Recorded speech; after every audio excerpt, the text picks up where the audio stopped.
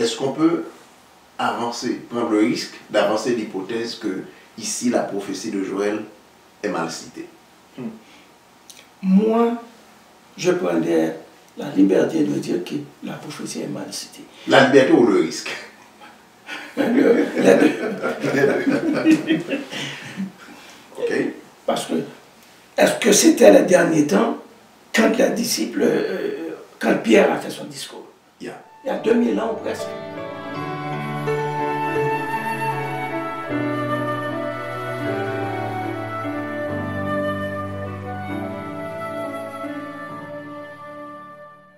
Joël 2, 28. Après cela, je répandrai mon esprit sur toute chair. Vos fils et vos filles prophétiseront, vos vieillards auront des songes, et vos jeunes gens des visions. Vous connaîtrez la vérité, et la vérité vous affranchira. Bienvenue à notre présentation pour cette semaine. Comment a été votre semaine, mes frères? Plutôt bien. Il a plu. Tout est beau. Il y a toujours de petits ennuis dans la vie. Mais le Tout-Puissant transcende tout. Alors, gloire soit à son nom. Vous avez fait un voyage aussi, hein? J'ai fait un voyage de 3 jours, en fait. Ok. Et puis, je suis revenu en bonne forme. Ok. Puis, avec le cœur rempli de reconnaissance pour celui qui m'a protégé. Très bien, très bien. Voilà, comme un état humain. Une bonne semaine pour nous également. Notre fille est rentrée de l'Afrique. Ah. C'était l'année dernière, en août dernier, elle était partie et voici qu'elle est revenue. Le temps passe très vite. Très vite. Ouais. Elle a eu des petites difficultés, disons, pendant le voyage, puisqu'il y a eu des retards avec les vols. Mais grâce soit rendue à notre Créateur, elle est arrivée à la maison en bien. Formidable. Ouais. Comment a été votre semaine, mon frère? La semaine a été bien. Ok. J'ai dû ramasser beaucoup de fraises. Et encore cette semaine. Oui, c'était cette semaine. Ouais. Je crois, hier, j'ai passé toute la journée à ramasser des fraises. Après, j'étais saturé, fatigué. Ouais. Le reste va mourir. Et je dois dire aux amis que vous m'avez permis de venir ramasser des fraises aussi pendant une journée. C'était très chaud ce jour-là. Et on a encore des fraises dans le frigo, dans le réfrigérateur, je dirais. Ouais. Merci encore. Yeah. Malheureusement, nos frères et sœurs ne sont pas tout prêts pour que nous puissions partager avec eux. Ah ben oui, je partage volontiers. Peut-être un jour, on va organiser un voyage pour que nos frères et sœurs rentrent en Alberta pendant l'été pour jouir de ces choses. Voilà. J'aurais du mal à cautionner cette promesse. C'est pas demain la veille. En parlant de ça, on veut annoncer aussi aux frères, ceux qui sont intéressés à voyager, parce que l'année prochaine, si le Créateur nous le permet, en 2019, au mois de mai, nous aimerions organiser une tournée en Afrique de l'Ouest. Nous aimerions visiter 4 pays, la Côte d'Ivoire, le Ghana, le Togo et le Bénin. Alors, pas le Sénégal. Pas le Sénégal pour cette fois-ci, parce que la raison pour laquelle on a dit 4 pays, parce que ces 4 pays on partage des frontières.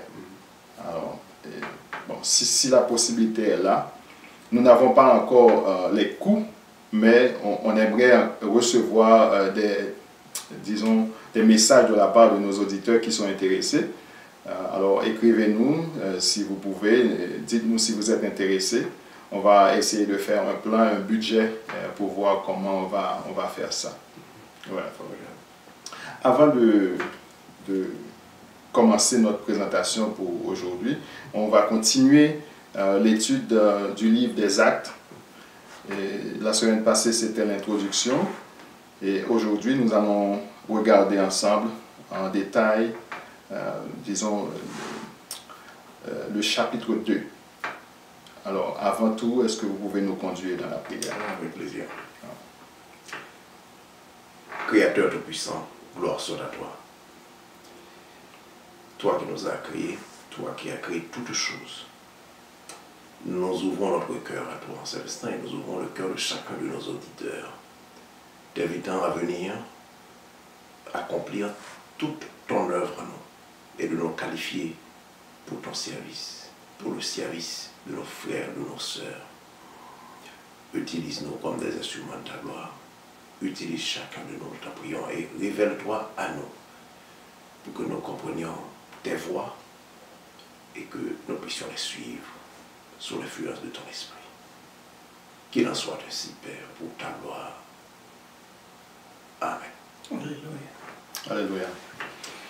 Encore une fois, chers amis, bienvenue à l'étude de la parole. C'est la deuxième présentation pour ce nouveau trimestre. Nous allons regarder ensemble le chapitre 2 du livre des Actes. Et nous voulons profiter de l'occasion pour intéresser ceux qui n'ont pas encore souscrit à notre nouvelle chaîne Quête de vérité sur YouTube, de le faire. Ça va nous permettre de savoir que vous êtes à l'écoute et ça va vous permettre aussi de recevoir nos leçons régulièrement, nos présentations, je dirais. Alors, le site a changé. Oui. C'est enquête-de-vérité.com ou quête-de-vérité.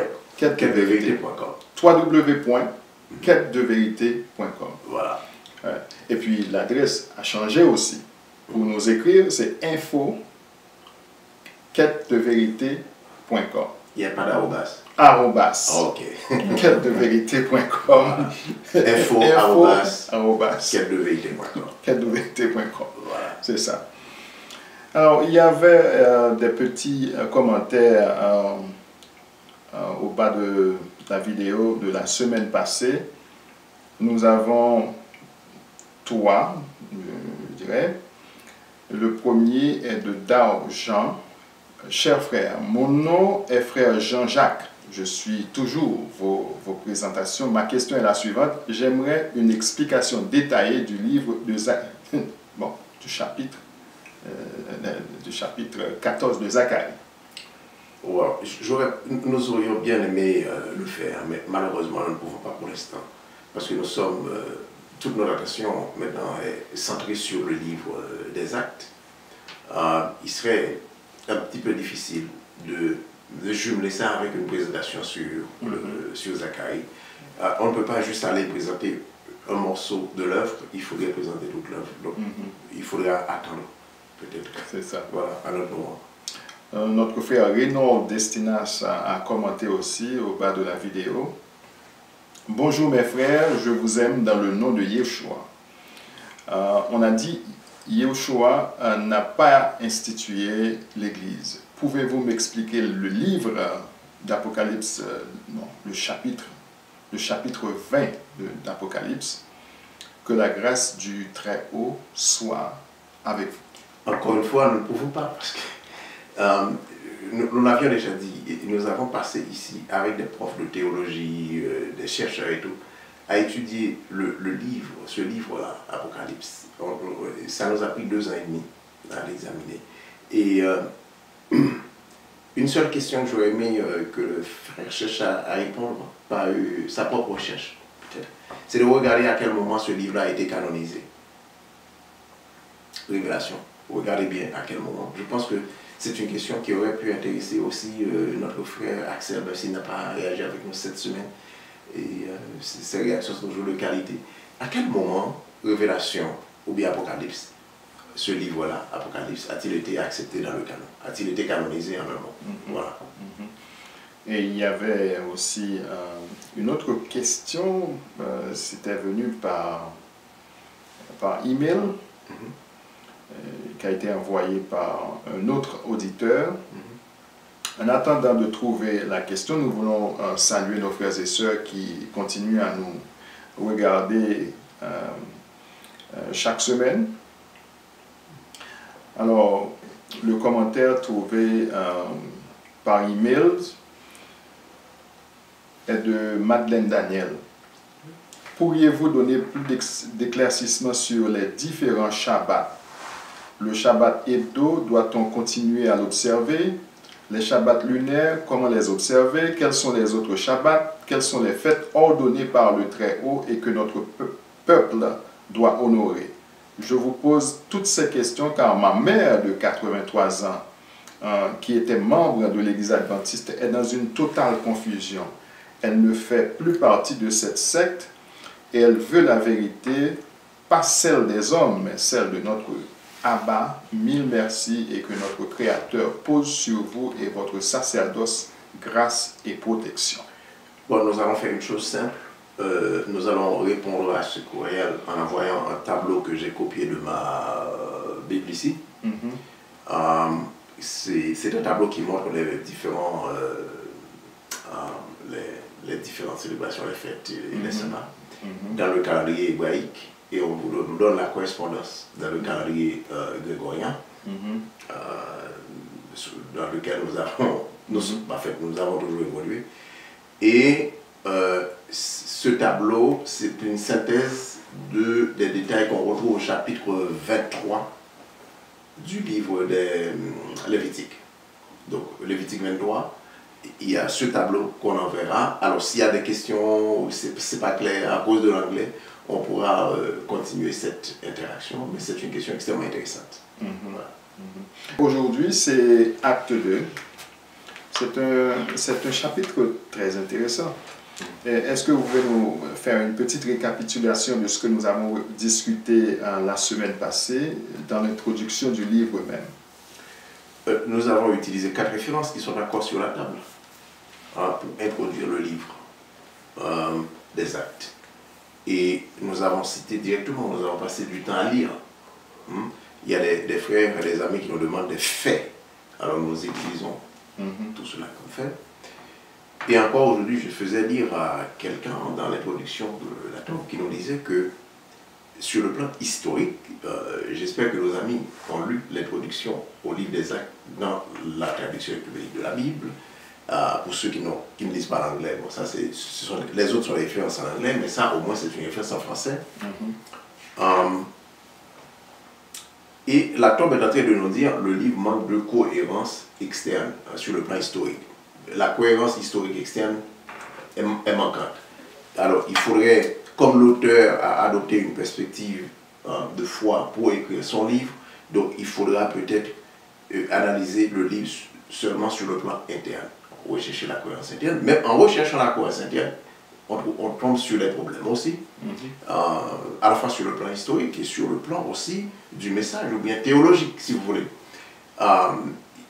Il y a des difficultés qu'on va aborder, qu'on va lire encore aujourd'hui, en sorte que nous ne sommes pas en train de partager autour de cette table nos opinions personnelles ou bien nos interprétations, mais nous allons laisser parler les références que nous avons en main. Je pense que ça rendra tout le monde confortable. Et ceux qui sont inconfortables le seront encore. Et avant de faire cette introduction, Pierre, que tu m'as demandé, je voudrais relater une petite expérience que nous avons faite aujourd'hui. Nous avions été dans une communauté en matinée, et puis il y a un présentateur qui a commencé sa présentation en demandant à tout le monde dans l'audience de lever la main. Ceux dont la langue, disons, maternelle n'est pas l'anglais, de lever la main. J'étais parmi beaucoup, le grand nombre de gens qui ont levé la main.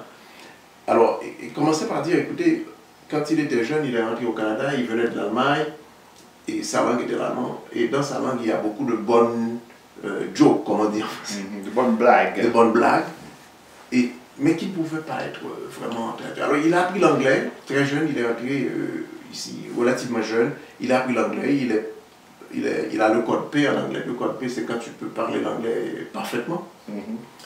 Si tu parles, tu ne te rendras pas compte qu'il n'est pas né au Canada.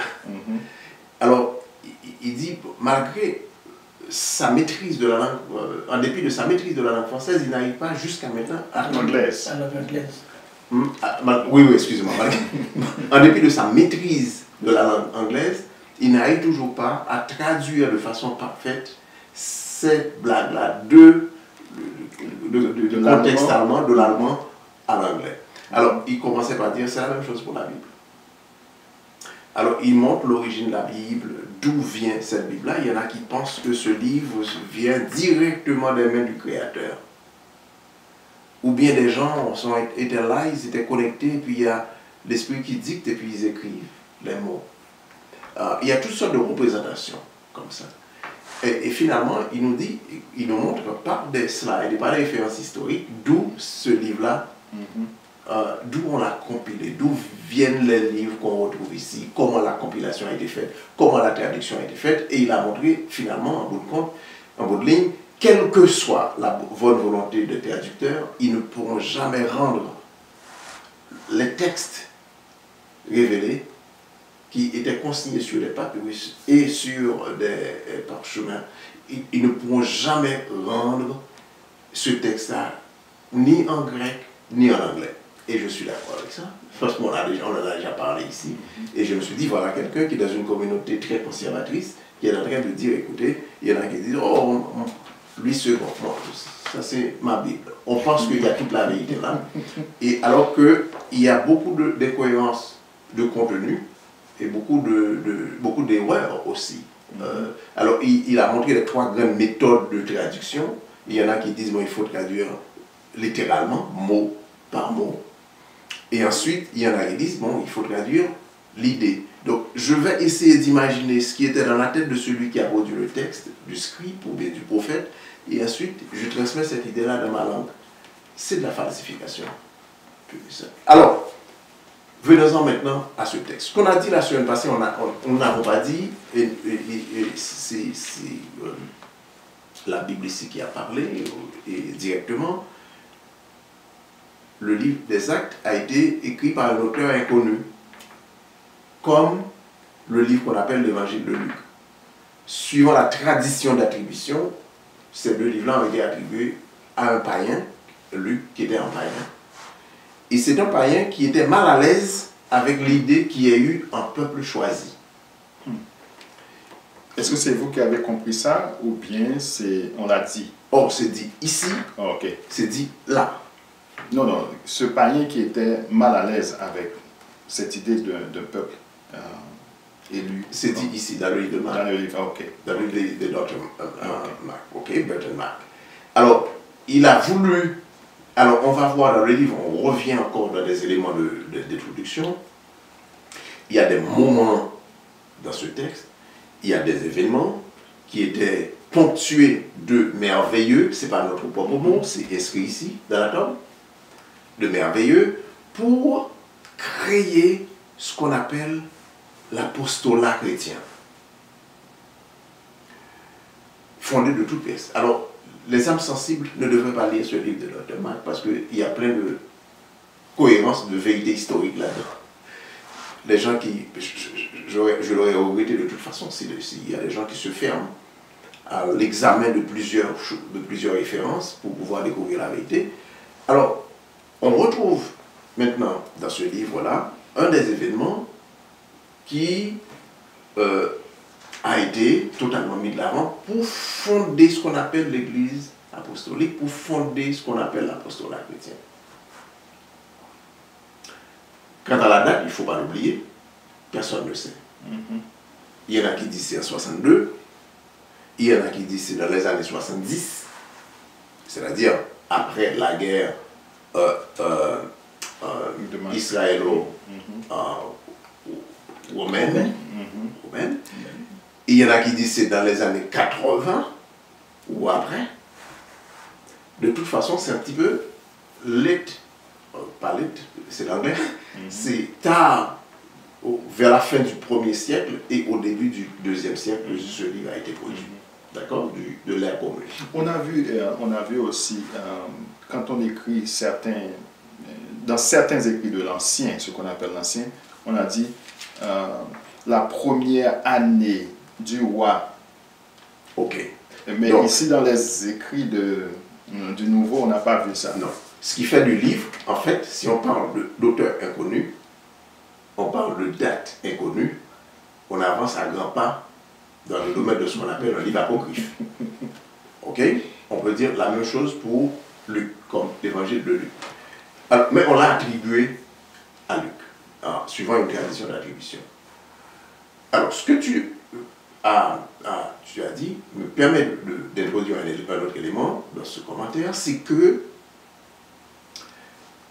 on peut rendre cet élément de façon simple, ce que nous avions tous appris dans nos classes d'histoire, même au secondaire. il y a des dates sans histoire, mais il n'y a pas d'histoire sans date. Sans date, ouais. C'est pour ça qu'on va retrouver dans la Torah, régulièrement on fait référence à la date. Mais là, il n'y a pas de date, on ne sait pas. Et certains événements importants n'ont pas été rapportés. Si effectivement le livre est écrit dans les années 70 ou les années 80, et même en 62, qui est la date la plus, qui est aussi probable, la plus probable, qui est une date probable, pourquoi le livre ne rapporte-t-il pas certains événements importants dans la vie des Israélites, puisqu'on nous dit l'audience du livre est double. C'est une audience israélite pour dire, écoutez, vous avez tué le Messie, notre Messie, ou bien le Messie qui est venu, vous l'avez tué, et maintenant vous avez à vous repentir en acceptant le baptême pour que vous soyez aussi baptisés, disons, d'eau et d'esprit, et pour recevoir le pardon de vos péchés, et donc le salut éternel. Okay?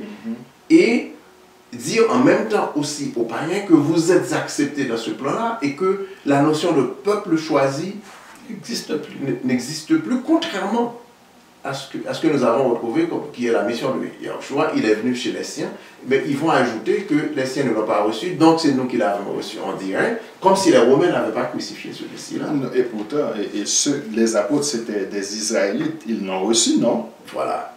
Et tous les premiers... S'ils étaient des alors, Israélites. on trouve ici, on va voir si tu as raison, tous les premiers, ce qu'on a présenté entre guillemets, je dis entre guillemets, très foncé, les premiers convertis à cet apostolat chrétien, c'était les Israélites. Qu'on va appeler par convenance de la terminologie européenne, dans le langage européen, la théologie européenne, par convenance, on va appeler les Juifs, mais c'était les Israélites. Ok? Maintenant, on va voir ce que Dr. Mark, dans sa référence, nous dit. Il nous dit, le livre contient environ 15 grands discours. Environ 50% des grands discours, c'est des présentations des apôtres, ce sont des prédications visant à convertir l'auditeur.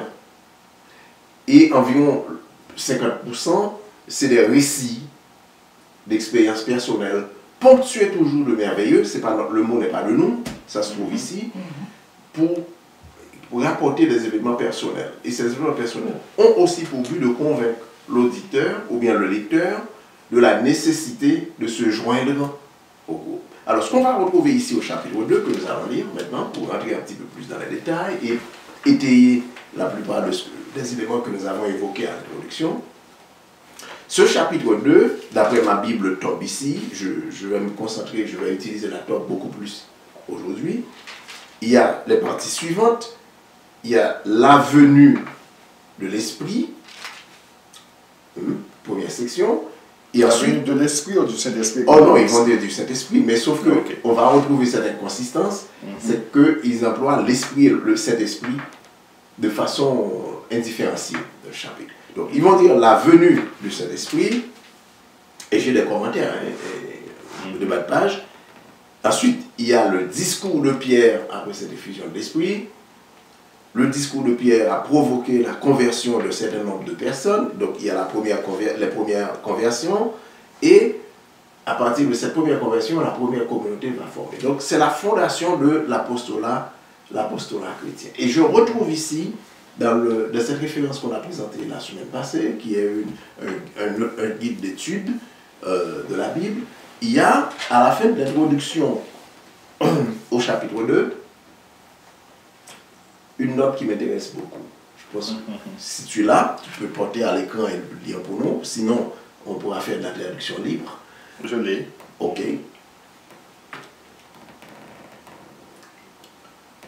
Alors, bien que, un moment, on nous dit que la Pentecôte est souvent appelée l'anniversaire de l'Église.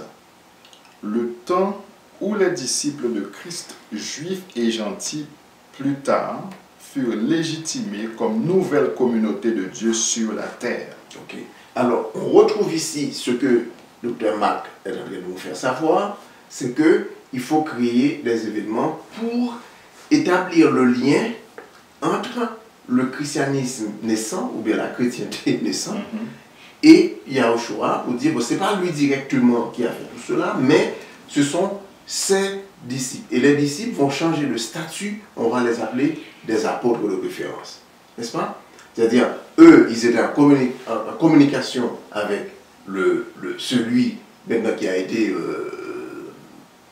translated, celui qui a été enlevé et qui est devenu Dieu. Donc, ils ont cette autorité par son esprit pour faire un certain nombre de changements et ancrer, si vous voulez, la base du christianisme. C'est ça qu'on est en train. Il y a des subtilités qu'il faut aller regarder, qu'il faut déceler, qu'il faut discerner.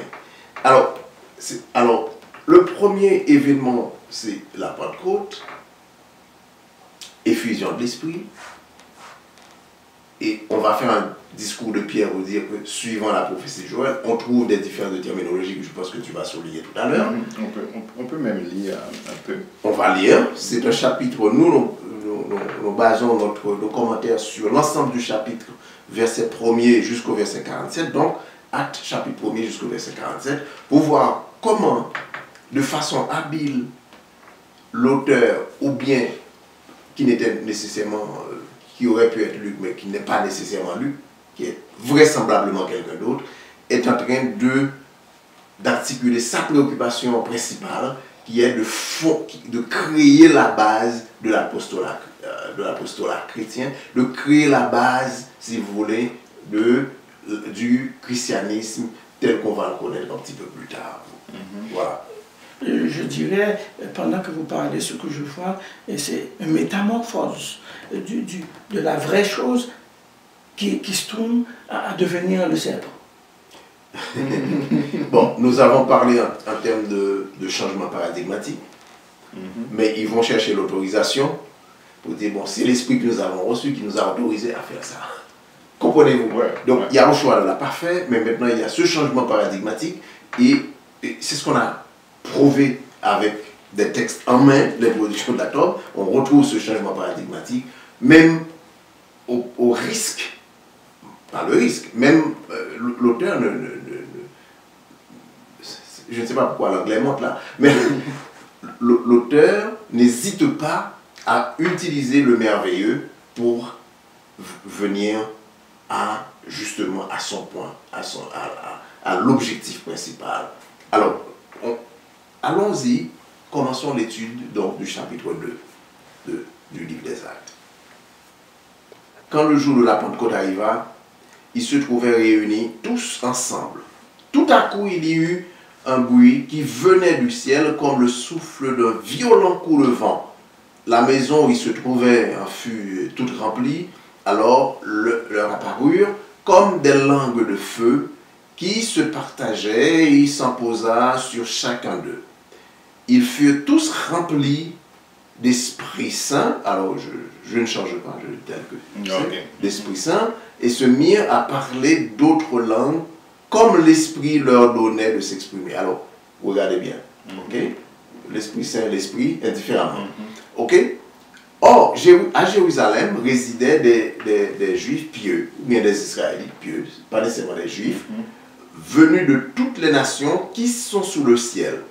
À la rumeur qui se répandait, alors remarquez bien la différence, on dit que ça c'est parti, il y a un grand bruit à la maison, ce qui a tremblé, tout le monde aurait pu entendre ça, mais on parle maintenant de rumeur. Bon, alors, à la rumeur qui se répandait, la foule se rassembla et se trouva en plein désarroi, car chacun les entendait parler sa propre langue. Déconcerté, émerveillé, le mot est d'importance, émerveillé, il disait, tous ces gens qui parlent, ne sont-ils pas des Galiléens? Comment se fait-il que chacun de nous les entende dans sa langue maternelle? Il y a une consistance. Parth, Mède et Élamite, habitants de la Mésopotamie, de la Judée, de la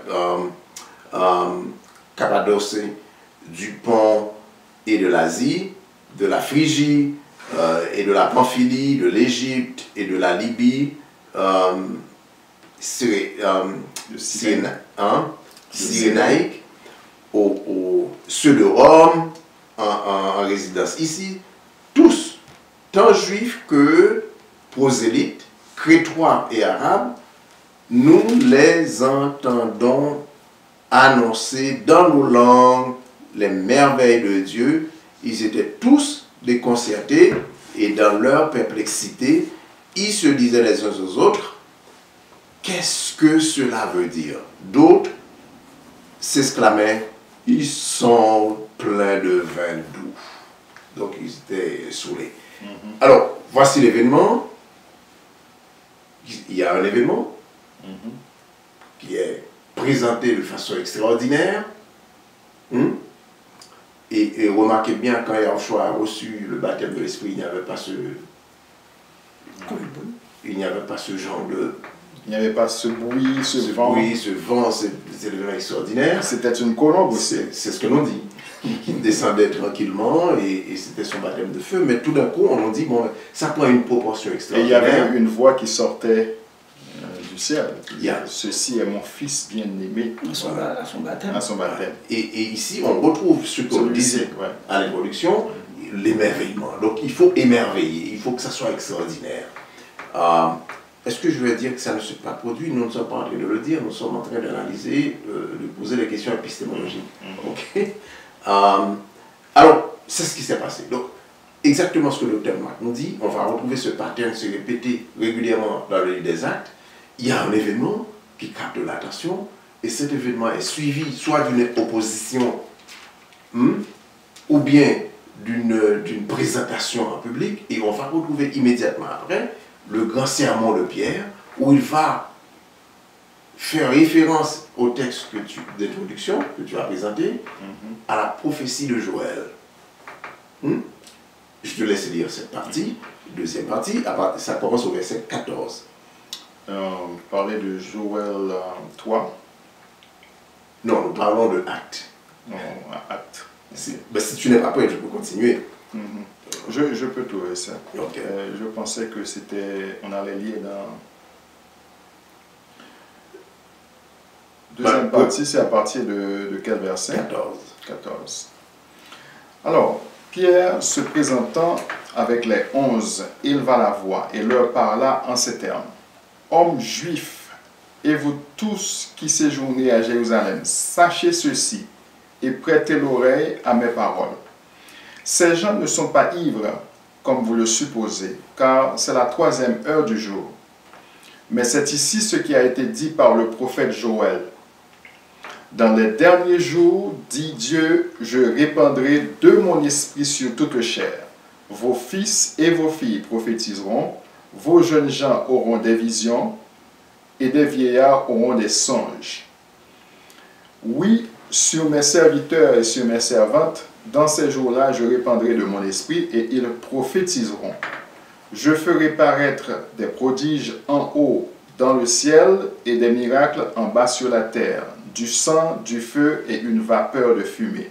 Le soleil se changera en ténèbres et la lune en sang, avant l'arrivée du jour du Seigneur, de ce jour grand et glorieux. Alors quiconque invoquera le nom du Seigneur sera sauvé. Hommes israélites, écoutez ces paroles. Jésus de Nazareth, cet homme à qui Dieu a rendu témoignage devant vous par les miracles, les prodiges et les signes qu'il a opérés par lui au milieu de vous, comme vous le savez vous-même, cet homme livré selon le dessein arrêté et selon la prescience de Dieu, vous l'avez crucifié, vous l'avez fait mourir par la main des impies. Dieu l'a ressuscité en le délivrant des liens de la mort parce qu'il n'était pas possible qu'il fût retenu par elle. Car David dit de lui, « Je voyais constamment le Seigneur devant moi, parce qu'il est à ma droite, afin que je ne sois point ébranlé. Aussi mon cœur est dans la joie, et ma langue dans l'allégresse, et même ma chair reposera avec espérance. Car tu n'abandonneras pas mon âme dans le séjour des morts, et tu ne permettras pas que ton sein voie la corruption. Tu m'as fait connaître les sentiers de la vie. Tu me rempliras de joie par ta présence. Hommes frères, qu'il me soit permis de vous dire librement au sujet du patriarche David qu'il est mort, qu'il a été enseveli et que son sépulcre existe encore aujourd'hui parmi nous. Comme il était prophète et qu'il savait que Dieu lui avait promis avec serment de faire asseoir un de ses descendants sur son trône, c'est la résurrection du Christ qu'il a prévue et annoncée en disant qu'il ne serait pas abandonné dans le séjour des morts et que sa chair ne verrait pas la corruption. C'est ce Jésus que Dieu a ressuscité, nous en sommes tous témoins. Élevé par la droite de Dieu, il a reçu du Père le Saint-Esprit qui avait été promis et il l'a répandu comme vous le voyez et l'entendez. Car David n'est point monté au ciel, mais il dit lui-même, le Seigneur a dit à mon Seigneur, assieds-toi à ma droite, jusqu'à ce que je fasse de tes ennemis ton marchepied. Que toute la maison d'Israël sache donc avec certitude que Dieu a fait Seigneur et Christ ce Jésus que vous avez crucifié. Après avoir entendu ce discours, ils eurent le cœur vivement touché et ils dirent à Pierre et aux autres apôtres, « Hommes frères, que ferons-nous » Pierre leur dit, « Repentez-vous et que chacun de vous soit baptisé au nom de Jésus-Christ pour le pardon de vos péchés et vous recevrez le don du Saint-Esprit.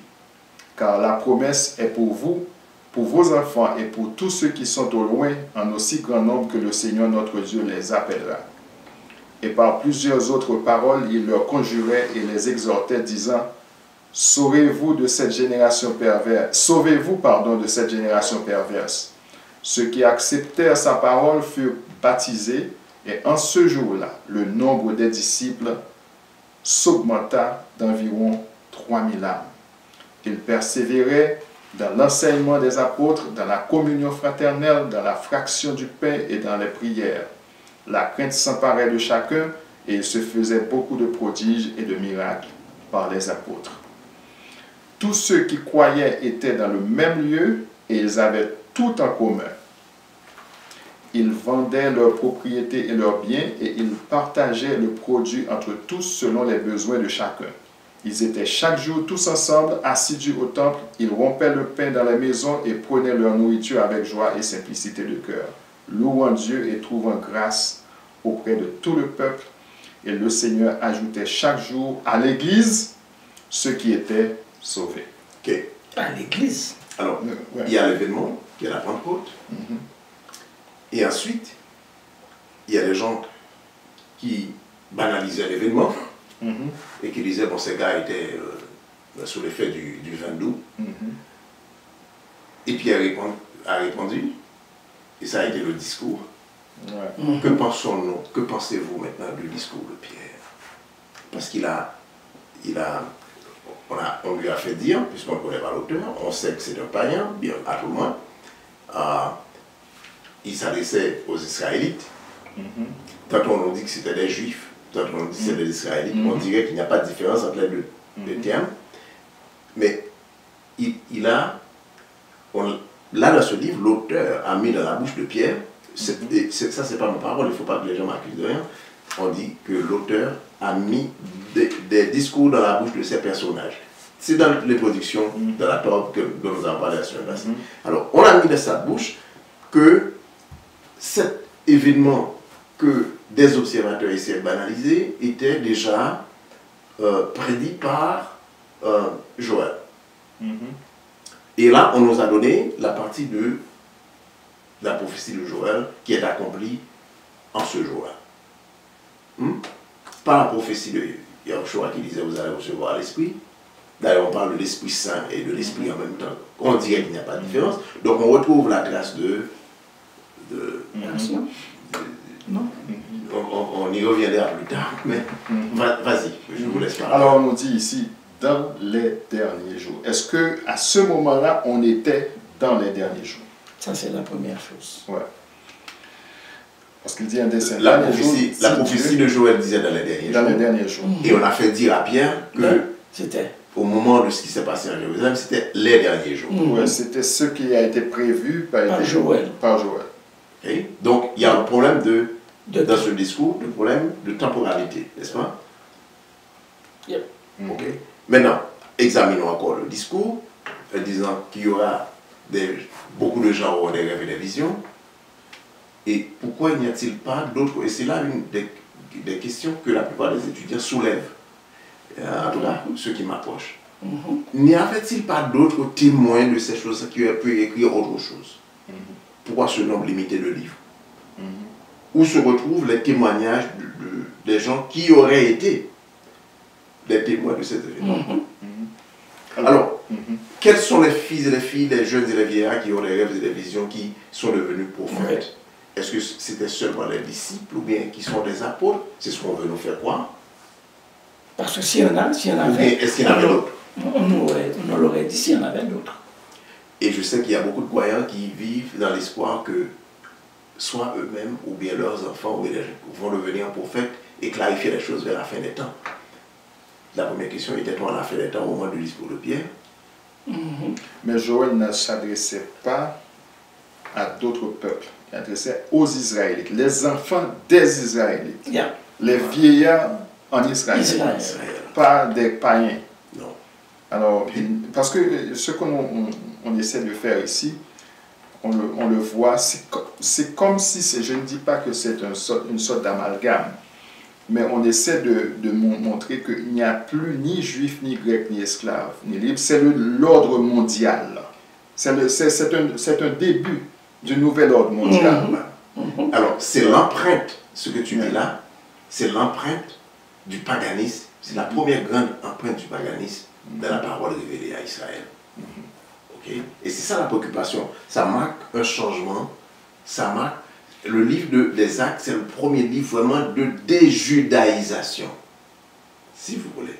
Et on va le voir plus loin parce qu'on va avancer dans les... Il y a deux éléments qu'on va examiner. Donc, est-ce qu'on peut avancer, prendre le risque d'avancer l'hypothèse que ici la prophétie de Joël est mal citée?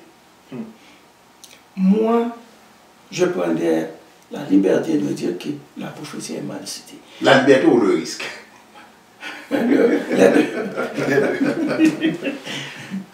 Ok. Parce que, est-ce que c'était les derniers temps, quand les disciples, quand Pierre a fait son discours? Il y a 2000 ans ou presque. Ok. Ouais, 2000 ans ou presque. Et dans Joël, il a dit, je répandrai mon esprit. Et ici, il a dit de mon esprit. Oui. Et n'oubliez pas, hein, et le temps, parfois on pose, pourquoi on n'arrive pas à la fin de toutes ces choses-là? On a la multiplication des dénominations chrétiennes. Qu'est-ce qui a été promis, suivant ce qu'on nous dit qui est la parole de Yahushua lui-même? Selon la parole de Yahushua lui-même, l'Esprit va venir pour révéler, pour conduire les Israélites dans toute la vérité, pas une partie de la vérité. Qu'est-ce qu'on retrouve aujourd'hui dans les dénominations? Suivant je cite ces statistiques officielles, puisque au moment où nous parlons, peut-être qu'il y en a plus.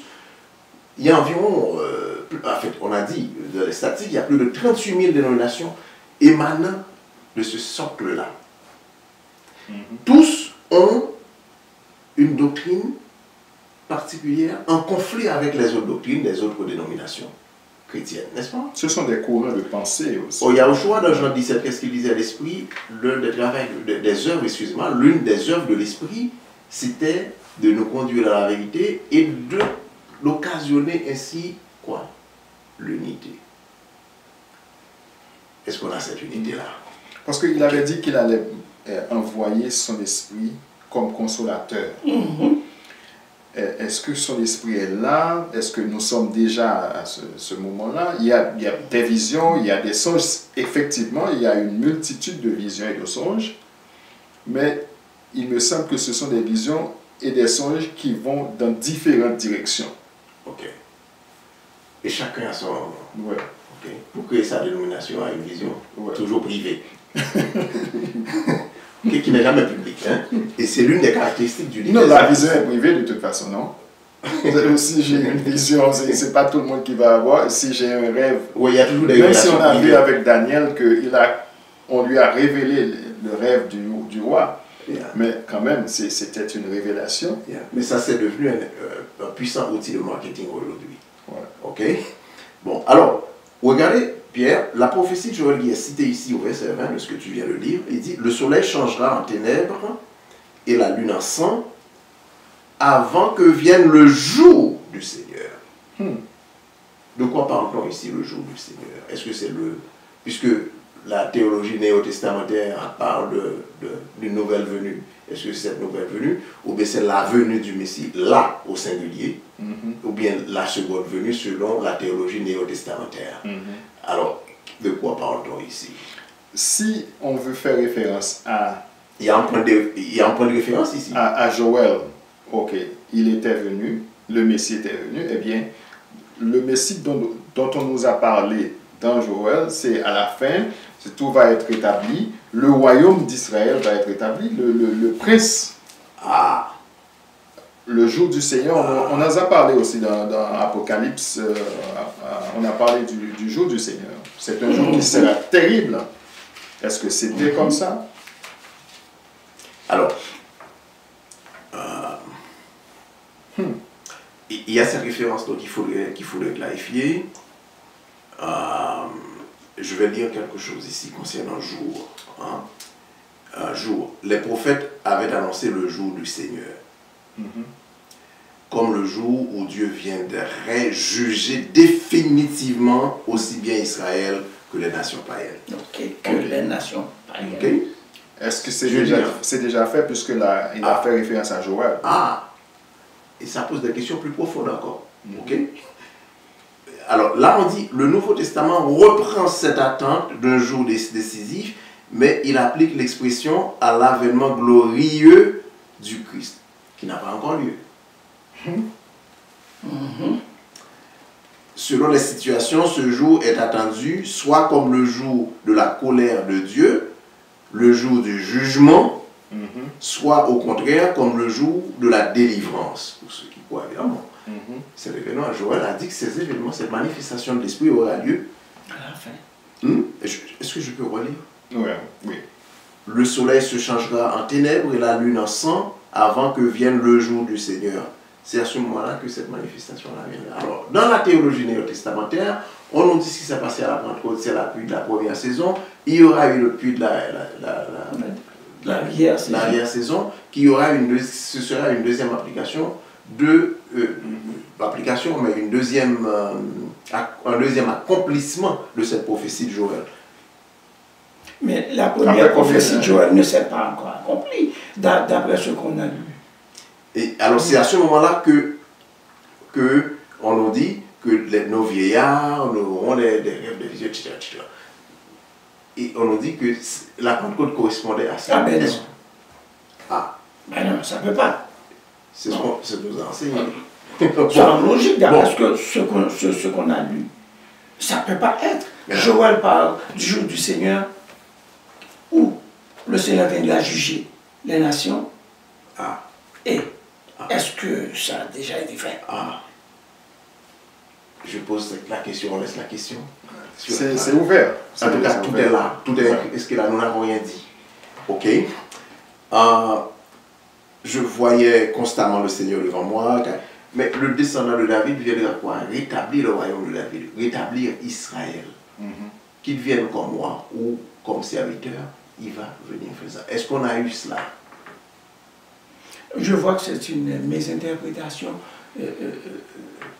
Parce que s'il va venir rétablir le royaume d'Israël, je ne vois pas où est-ce que ça a été rétabli. Tu es en train de me dire que la fondation de la théologie, de l'apostolat chrétien, si vous voulez, est faussée.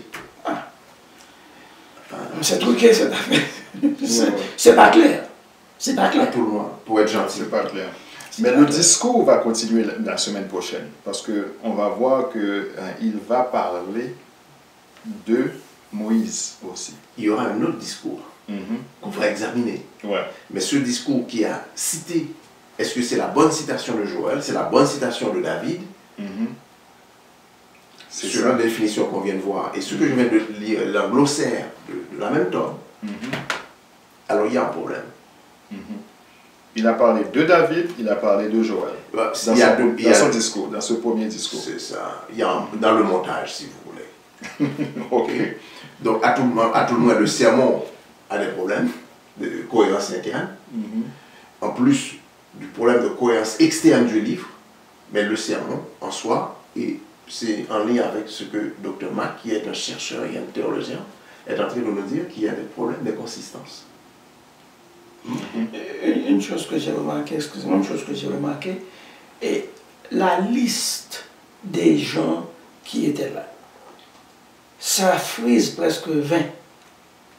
Ils étaient 11 disciples. Ok. On en a parlé en introduction, on va revenir quand on va aborder Paul, puisque Paul va apparaître bientôt dans ce mélodrame. Et on